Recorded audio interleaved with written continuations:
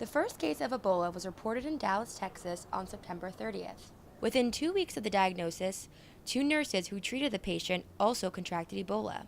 The Center for Disease Control and Prevention reported that there was a breach in protocol at the Texas hospital. To prevent future accidents in hospitals, the CDC updated the recommendations for management of hospitalized patients with known or suspected Ebola virus. Quinnipiac University decided to hold a workshop for its students studying all health science professions to reinforce the basic safety precautions in handling contagious diseases.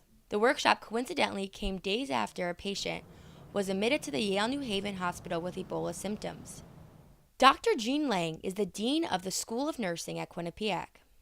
Thursday morning, when I went in to teach my class, one of the students had just arrived, one of my doctoral students, and was in the Yale New Haven system, and internally they send alerts. And she came in and told everybody that they had received an alert of a possible case of Ebola at Yale. Nicholas Nickerson is a professor of nursing research.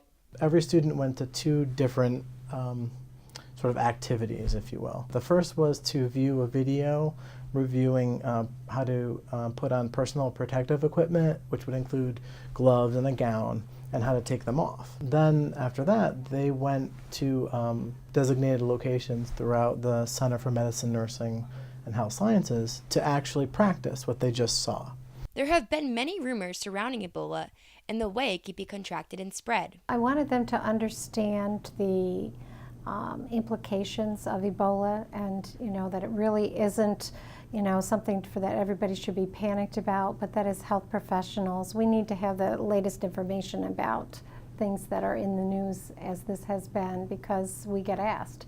The fact that the disease potentially was suspected at Yale, I think that certainly put it on people's radar, and sort of, I think, prompted people to really say, are we prepared? Yeah. And how do we become prepared if we're not? But now that the information is out to all of our health and health-related students, we're hoping that now that fear will kind of be settled down. I think students feel more educated for sure and more prepared. Like I said, it is something that is scary, and it's better to know more than not know what you're getting into. So I think a lot of students feel better about it.